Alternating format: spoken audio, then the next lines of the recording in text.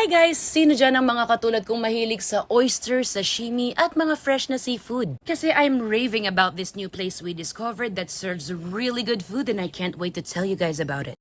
Bigger's Day, everyone!